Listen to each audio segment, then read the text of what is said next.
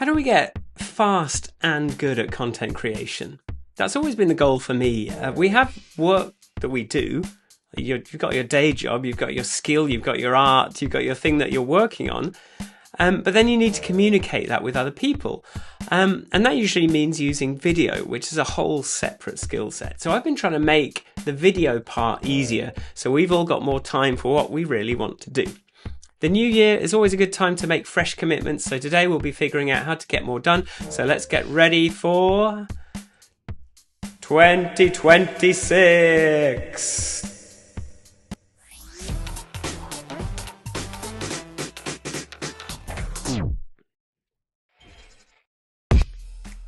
I hesitated then a little bit because I thought, I saw John has said Happy New Year from Monterey, California.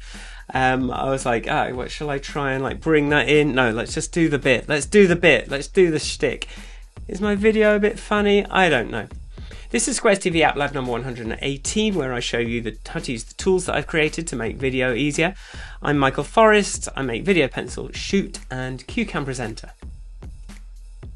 So let's start with the updates. I will say I've been doing some super secret stuff this last couple of weeks. Getting sidetracked, feeling guilty about not fixing all the little beta glitches, although I am sort of noting them all down today. I did do a couple of run-throughs in advance today for once, so I should be a bit better prepared than usual.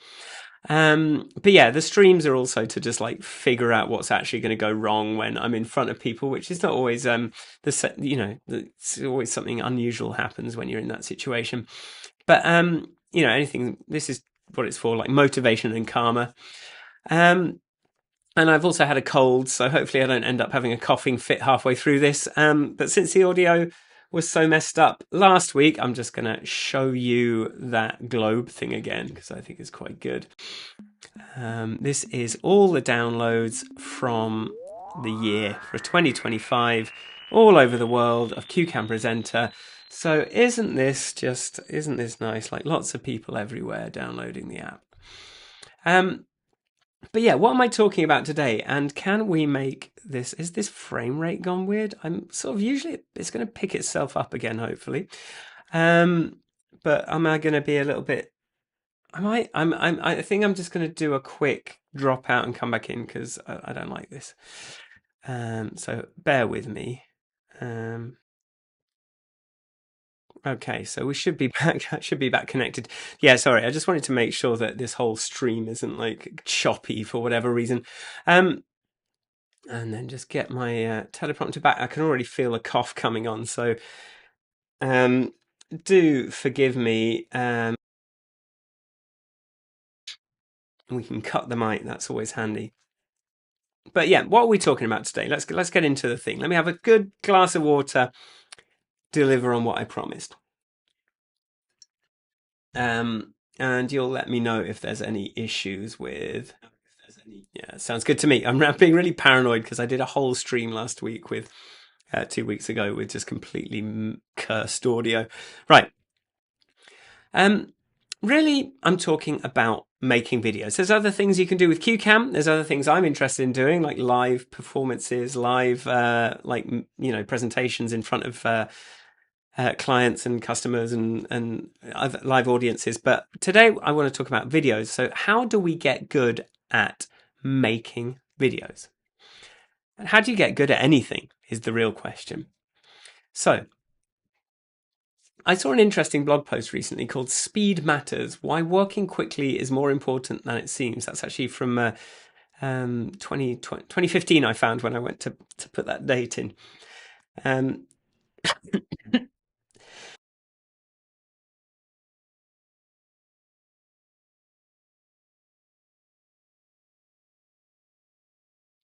This is going to be a challenge, isn't it? This is going to be tough. So the prescription, here's a little clip from it that I found interesting. So the prescription must be that if there's something you want to do a lot of and get good at, like write or fix bugs, you should try to do it faster. This doesn't mean sloppy. But it does mean push yourself to go faster than you think is healthy. That's because the task will come to cost less in your mind. It'll have a lower activation energy, so you'll do it more. And as you do it more, as long as you're doing it deliberately, you'll get better. And eventually you'll be both fast and good. And I thought that was like, yeah, that's music to my ears. Fast and good.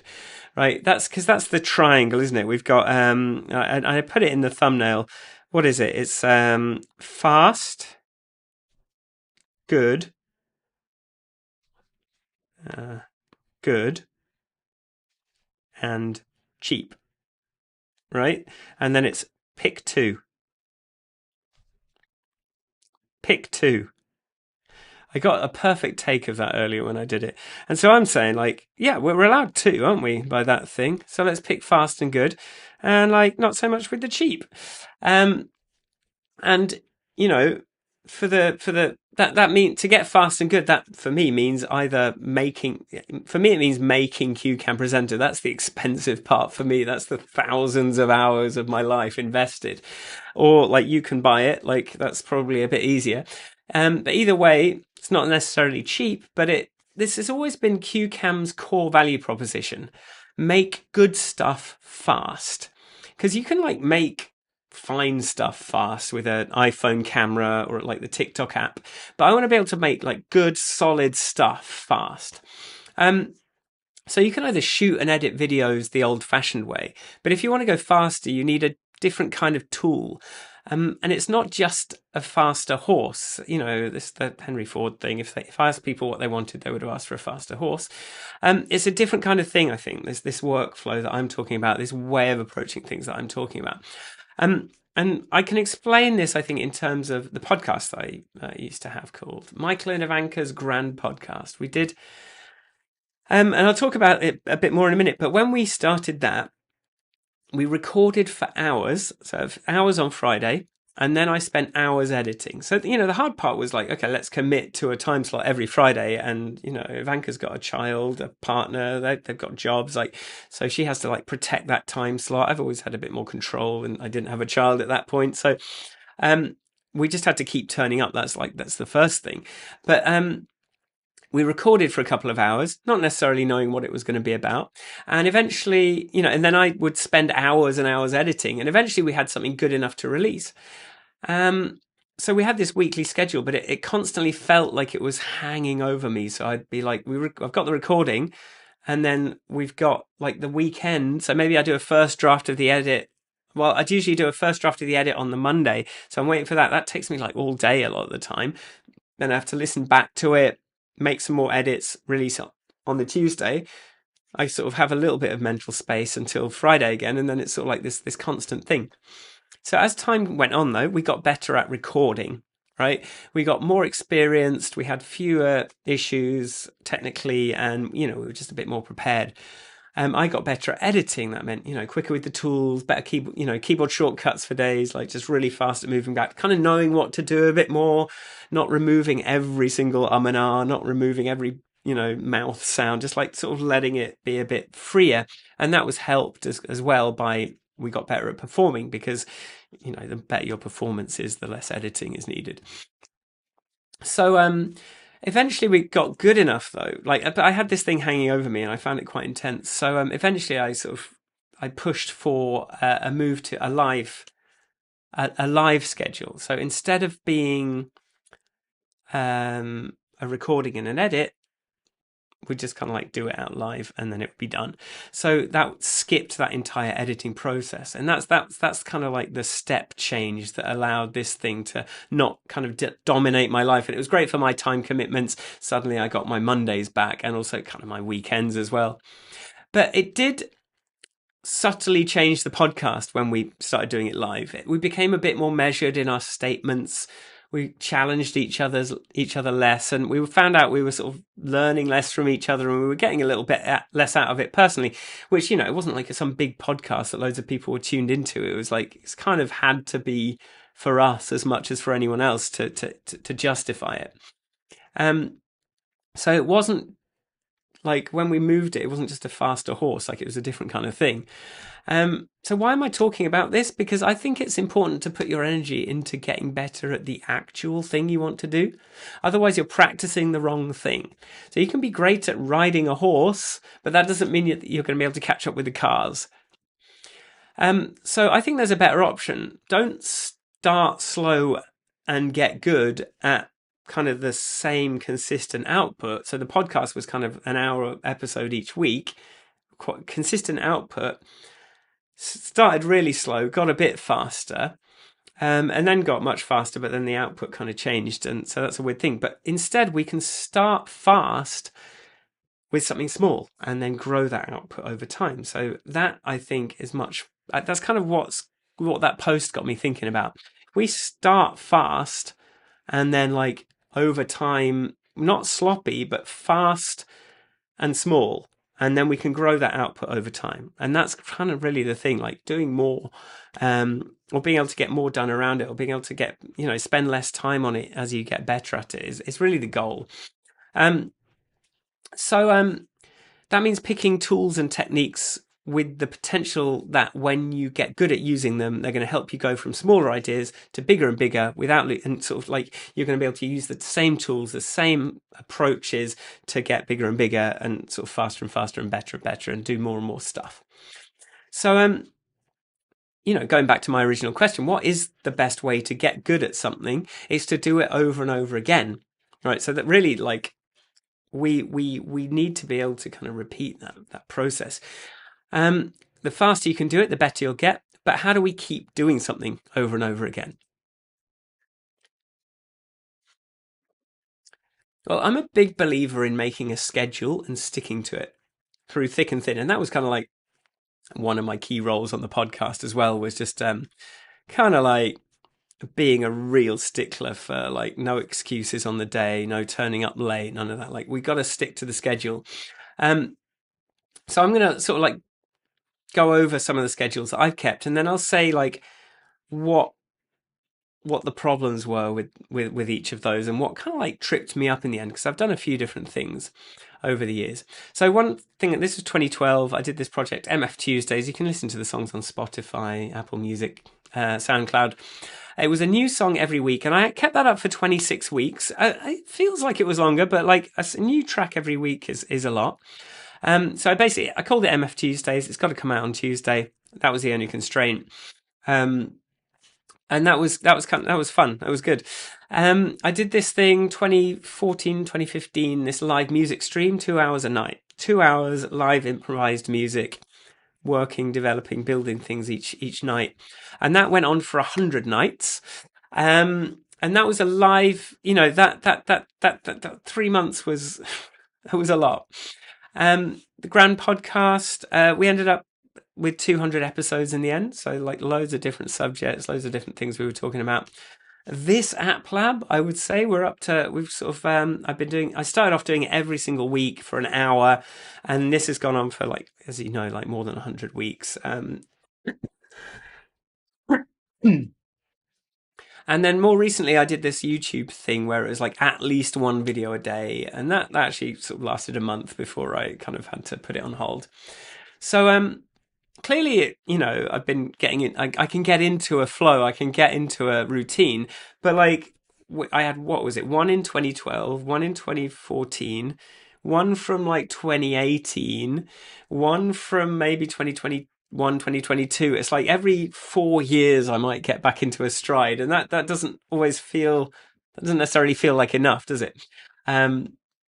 So I'm gonna, the important question for each of these is, why did I stop each time? So MF Tuesdays, the music thing. To start out with, I was, I had all these sessions on my computer, and it was a really good way of just going off and finishing stuff that I'd already started. And then I got into a nice groove of like playing the drums for 3 minutes, building tracks around that. At one point, like something that could have tripped me up was I took a break. I took some time off, but I didn't want to miss a week. I went to Morocco. I sort of found myself on the edge of the Sahara Desert in this little guest house. It was 45 degrees, Celsius outside.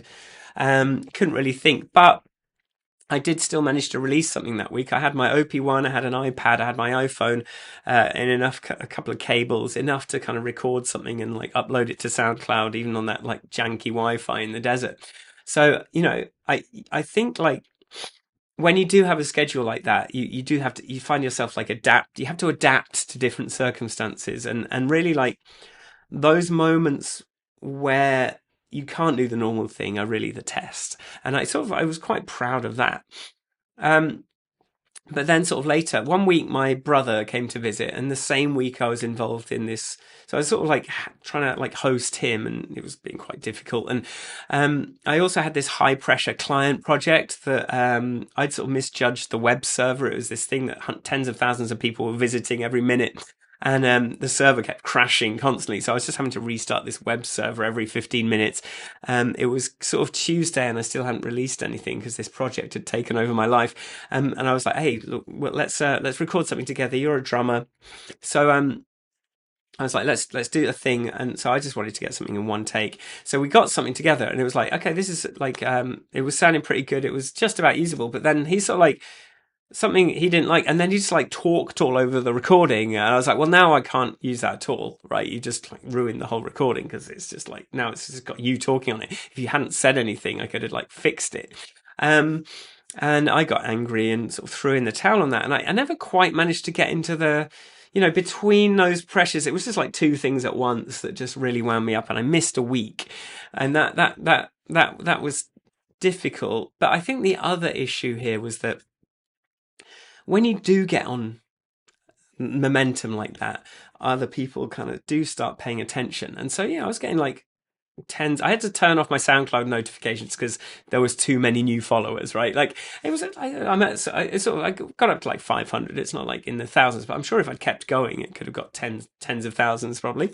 But, I there was also people in real life, and I've always found, I used to do a weekly live thing in a pub as well, and the same thing happened then. A singer that I know from work has seen that I'm good at music or that I'm making a lot of music. They've got their musical ideas. They want to collaborate. And so I start sort of like my attention gets divided. I'm like, oh, I've got this music project and the weekly project. Oh, and I want to keep doing my thing, but oh yeah, but are we going to like figure out our marketing and our single and our next thing for that? So it was you can get pushed off track as you become attractive, as you become a juggernaut of your own. People start kind of like wanting to get involved. They're attracted to that energy, but then they'll sort of tend to try and pull you off your path as well onto the thing that they're interested in. So I think another reason it kind of like slowed down and stopped was because I just couldn't. I sort of was getting pulled away from it by other forces as well. With the Twitch stream, I was in a really good groove for a while, building up an audience, getting raided every so often. I was living in Berlin on my own, didn't have a lot else to do than like a couple of days work a week. So it was quite easy to keep space for it. And then when I got a chance so I did manage to keep it going. But then the big thing with that was I got the chance to do some work in Hong Kong for 3 weeks. So I got a paid trip to a hotel in Hong Kong. So, it's like working, but I wanted to go. I wanted to do it. And that was cool. But I did try and keep the stream going from my hotel room, but the technical limitations were too much. And I stopped. And again, like an object in motion stays in motion. But then when you've stopped doing it, it's kind of like, oh God, do I really want it? How do I start that train again? That's scary. It's much harder to like start it up again if it's stopped. But when it's like going, it's like easier to do another stream tonight and do what you can than to like have to announce that you're not doing a stream, right? That's the thing. And then finally, like the podcast, well, actually not finally, but the podcast, well, that did last a long time. That was like 4 years in the end. And I think the actual problem was we added a second podcast, which was supposed to be a bit more focused on building a real audience and maybe like making some money. But it turned out that all the, too many of the responsibilities that we were supposed to be sharing kind of landed on me, and it was just a lot of extra effort for me. And then I just felt like that wasn't really the idea.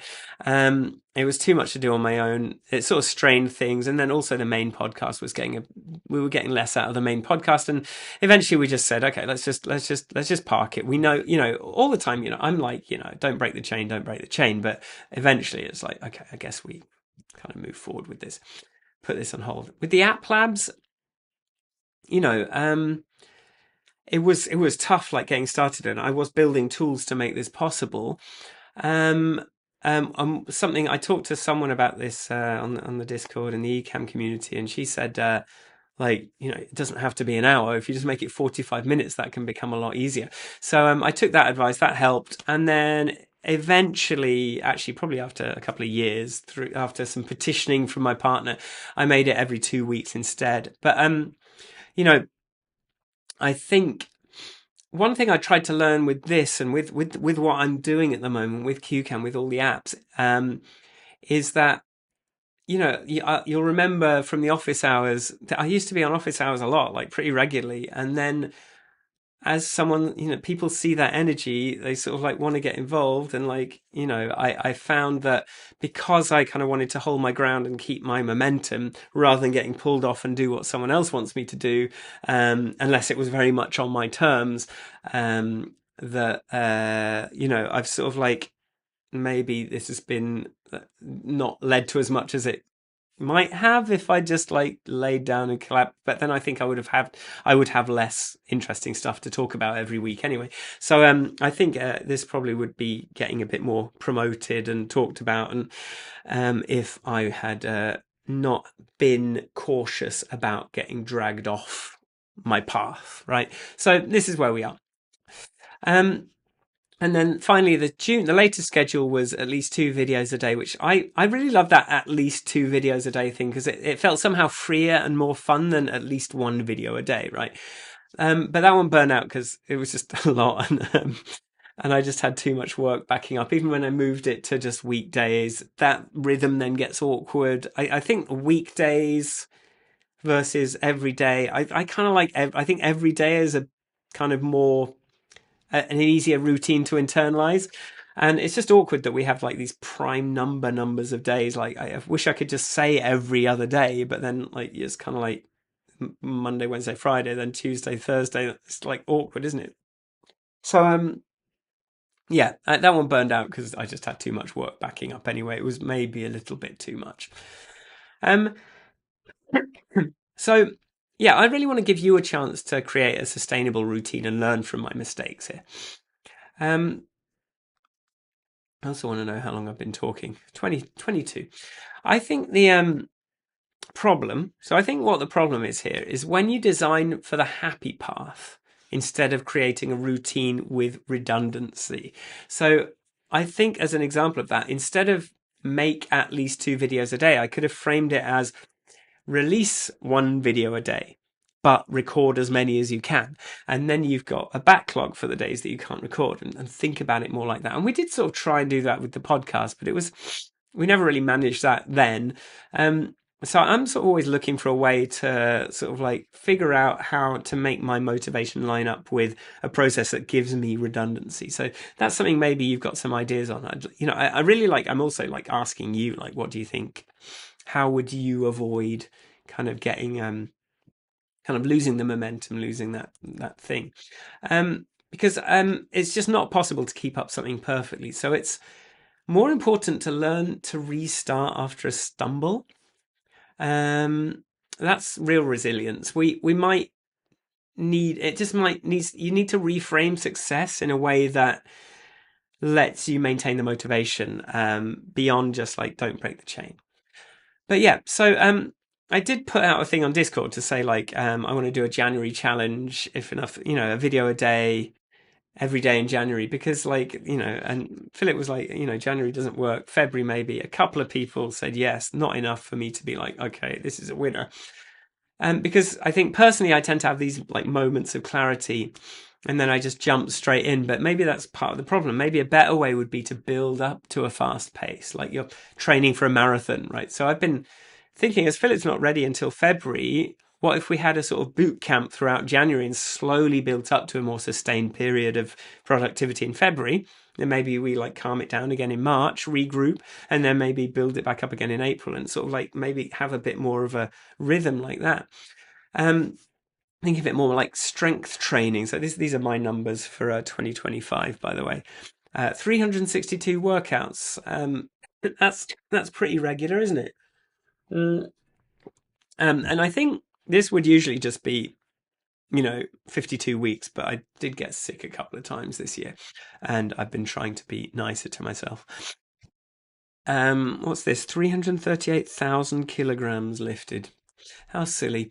Anyway, this gives us a chance. If we do that, it gives us a chance to build up towards something sharpen our tools, learn some new tricks, create some new assets, and then hit the ground running, just focused on content creation for a month, not worrying about assets, not worrying about all the stuff that we have to prepare, because we can sort of get to that again when we've slowed down. So then it's consistent. But it's more rhythmic. It's not just a single note. It's a song developing, like a pattern that develops over weeks and months. Sorry, I've just got to mute and cough because it's about to be.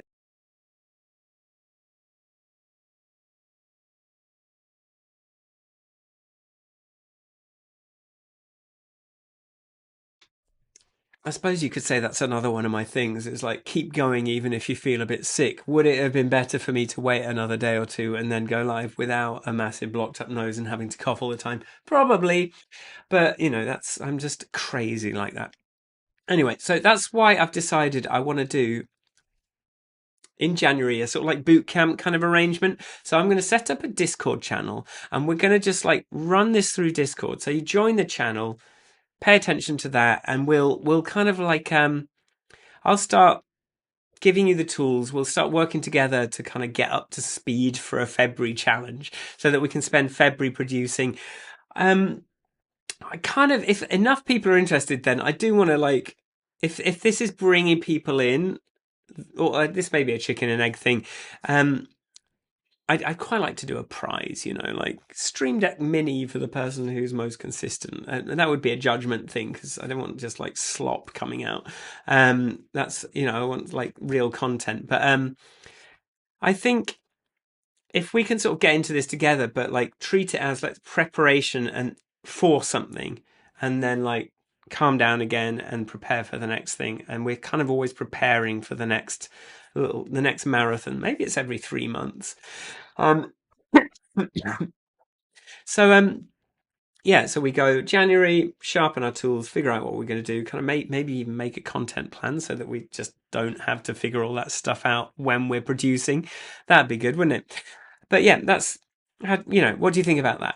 Just answers in the comments, let me know. And so for me, like what I'll try and help with is covering topics like choosing ideas, writing scripts, using a teleprompter, trimming clips of videos, putting that together, jumping to a website, jumping to code samples, making thumbnails, like all the tools that that kind of go into being able to put a piece of content live. And really, like, it depends on who's asking the questions, what we cover as well. Like if you're a programmer working on coding tutorials, then I'll show you all the kind of cool stuff that you can do to jump to lines of code and that kind of thing. Whereas if you're someone doing like overhead camera stuff and knitting or, sewing machine stuff, that's a different thing. And I can help you with that. The tool supports a lot of different things and can potentially support more things. So that is, we're going to do this over on Discord, which is here. So come there, keep an eye out for a channel. I guess it's going to be, I haven't decided what it's going to be. Come and say hi on there. Tell me what you think about all this. And we will get started in 2026 with a massive push for productivity. So to play us out, here's week 1 of MF Tuesdays. To ring in the new year. It's called Nothing Bad Can Happen, because once we get started, nothing's going to stop us. Nothing is going to stop. I should do like nothing is going to stop us. All right, thanks everyone. Bye.